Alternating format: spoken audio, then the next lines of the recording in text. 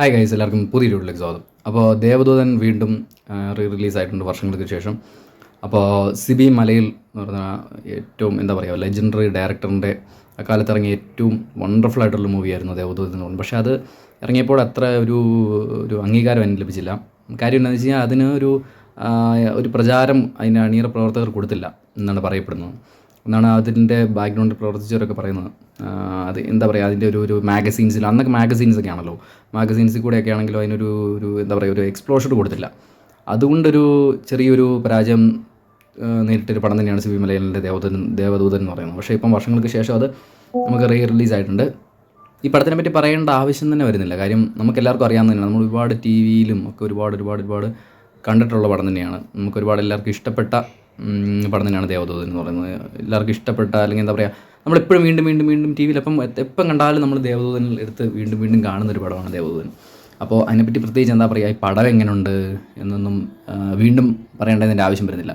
നമുക്ക് പറയേണ്ടത് ഒരു ഡോൾബി അറ്റ്മോസ്ഫിയറിൽ നിന്ന് നമുക്കിത് കാണുമ്പോൾ കിട്ടുന്നതിൻ്റെ എഫക്റ്റ് എങ്ങനെയാണ്, ഈ ഒരു 2024 ഒരു തിയേറ്റർ എക്സ്പീരിയൻസ് ഇത് എങ്ങനെയാണ്, ആ ഒരു ദേവദൂതന് വീണ്ടും ഒരു മാറ്റം കൊണ്ടുവന്ന് വരുമ്പോൾ എങ്ങനെയാണ് തിയേറ്റർ റെസ്പോൺസ് വരുന്നതെന്ന് അങ്ങനെ നോക്കുമ്പോൾ ഡോൾബി അറ്റ്മോസ് ഇരുന്ന് കാണുമ്പോൾ എങ്ങനെയാണ് ഇതിൻ്റെ ഒരു മ്യൂസിക്കൽ ഇമ്പാക്റ്റ് അദ്ദേഹം ഉണ്ടാക്കാൻ ശ്രമിച്ചത്, അല്ലെങ്കിൽ ഇതിൻ്റെ പുറകിൽ പ്രവർത്തിച്ചവർ എങ്ങനെയാണോ ഇതിൻ്റെ ഒരു മ്യൂസിക്കൽ ഇമ്പാക്റ്റ് ഉണ്ടാക്കാൻ ശ്രമിച്ചത്, അതേപോലെ തന്നെ അത് നമ്മൾ ഡോൾബി അറ്റ്മോസ് ഇരുന്ന് കാണുമ്പോൾ തന്നെ നമുക്ക് മനസ്സിലാകുന്നുള്ളൂ. വളരെ അടിപൊളിയായിട്ടുണ്ട്.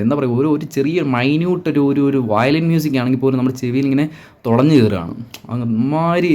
മാതിരി സാധനമാണ് ഇതിനകത്ത് ഇങ്ങനെ മ്യൂസിക്കൽ ഇമ്പാക്റ്റായിട്ട് ഇവർ കൊടുത്തു വെച്ചിരിക്കുന്നത്. ആ ഒരു കാര്യത്തിൽ നമ്മൾ ഇതിൻ്റെ ഡയറക്ടർ സിബി മലയിൽ, അല്ലെങ്കിൽ മ്യൂസിക്കിൽ വർക്ക് ചെയ്ത വിദ്യാസാഗറൊക്കെ ആണെങ്കിൽ നമുക്ക് ഏറ്റവും എടുത്തു പറയേണ്ട ആൾക്കാർ തന്നെയാണ്. ഒരിക്കലും നമുക്കവരെ മാറ്റി നിർത്താൻ പറ്റില്ല. കാര്യം ഈ ഒരു കാലത്ത് 2024 കാണുമ്പോഴും നമുക്ക് ഡോൾബി അറ്റ്മോസ് ഇരുന്ന് കാണുമ്പോൾ ആ ഒരു എഫക്റ്റ് കിട്ടുന്നുണ്ടെങ്കിൽ അതിൻ്റെ എന്തായിരിക്കും അവർ അന്നത് ഈ ഒരു പടം വിജയിച്ചിരുന്നെങ്കിൽ ഇത് മലയാളത്തിൽ തന്നെ ഏറ്റവും എല്ലാവരും ഓർക്കപ്പെടുന്ന, അല്ലെങ്കിൽ അംഗീകാരങ്ങളാൽ നിറയപ്പെടുന്നൊരു പടമായിപ്പോൾ അതിന്. പക്ഷേ ഇപ്പോൾ അംഗീകാരങ്ങൾ ഒരുപാട് കിട്ടുന്നില്ല എന്ന് മാത്രമേ ഉള്ളൂ. പക്ഷേ നമ്മുടെ ആൾക്കാരുടെ മനസ്സിൽ ഇപ്പോഴും ദേവദൂതൻ അന്നും എന്നും ഇങ്ങനെ തന്നെ നിൽക്കും.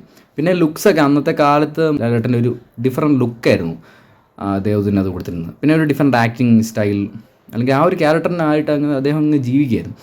അങ്ങനെ ഈ കാലത്ത് നമുക്ക് എക്സ്പീരിയൻസ് ചെയ്യാൻ പറ്റും. നമുക്ക് കഥയൊക്കെ അറിയാം. ഇപ്പോൾ റിലീസ് വരുന്ന ഏതൊരു പടത്തിനും പ്രത്യേകത വെച്ചാൽ നമുക്ക് ഓൾറെഡി കഥയെല്ലാം അറിയാം. അപ്പോൾ അതിനെ നമുക്ക് നോക്കേണ്ട എന്താണ്, ഈ ഒരു കാലത്ത് നമ്മൾ ഇരുന്ന് കാണും. ഇപ്പോൾ ഗില്ലി റിലീസ് വന്നു, ഞാൻ എൻ്റെ വീഡിയോ ചെയ്തിട്ടുണ്ട്, എൻ്റെ ചാനലിൽ ആ വീഡിയോ കാണാം. അപ്പോൾ നമുക്ക് റിലീസ് വരുമ്പോഴത്തേനും നമ്മൾ നോക്കേണ്ട ഒരേ ഒരു കാര്യം എന്ന് പറയുമ്പോഴത്തേനും എങ്ങനെയാണ് ഈ ഒരു കാലത്ത് 2024 അല്ലെങ്കിൽ റിലീസ് ചെയ്യുന്ന സമയത്ത് നമ്മൾ തിയേറ്ററിൽ പോയി കാണുമ്പോൾ നമുക്കൊരു എഫക്റ്റ് കിട്ടുന്നുണ്ടോ, അല്ലെങ്കിൽ അതിൻ്റെ ഒരു ഇമ്പാക്റ്റ് എങ്ങനെയുണ്ട് എന്നൊക്കെ നോക്കുമ്പോൾ ദേവദൂതൻ്റെ സക്സസ് റിലീസ് എന്നൊരു സബ്ജക്റ്റ് നോക്കുമ്പോൾ ഈ ഒരു പടം ബിഗ്ഗാണ്. ബിഗ് നമ്മൾ വിചാരിക്കുന്നതിൻ്റെയൊക്കെ അപ്പുറം പോകുന്നൊരു പടം തന്നെയാണിത്, ഒരു സംശയമില്ല.